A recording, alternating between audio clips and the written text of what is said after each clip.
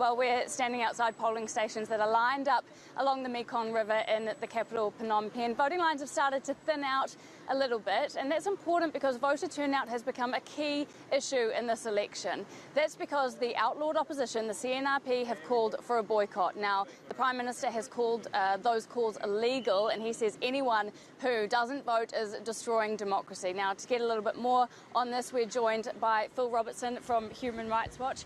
Phil, why is Prime Minister Hun Sen so invested in this idea of a high voter turnout?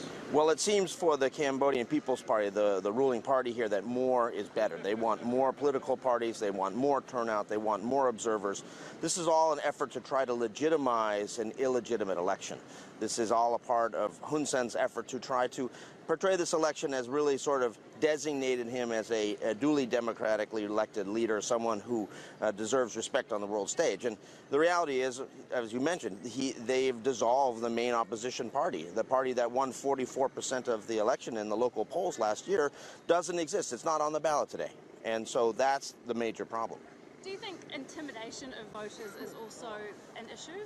Well, it certainly is. We are hearing that from voters across the country.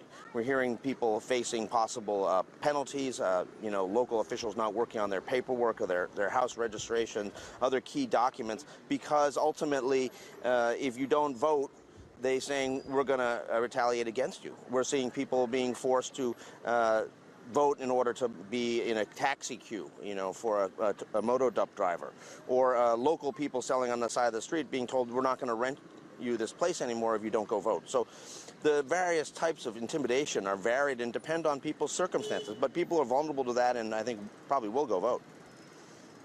This election has been widely condemned as being a sham. The Western states, particularly the EU and the US, have been particularly critical. What is the next step for them after this election? How do they sanction Hun Sen without punishing everyday Cambodians, many of whom are very poor?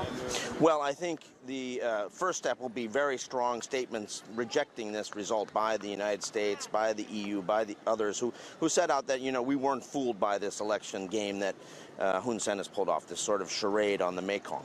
And second, then looking at targeted sanctions against key people who are systematic human rights abusers and heavily corrupt individuals who have propped up Hun Sen over the years. The so-called Dirty Dozen, the group of military and police commanders that we identified in a report last month that have for years abetted the human rights violations of the Cambodian government. Okay, Phil Robertson from Human Rights Watch, thank you Thank you very much for your time. Well, there's just under 4 hours left of voting and polls are due to close around 3 p.m. local time.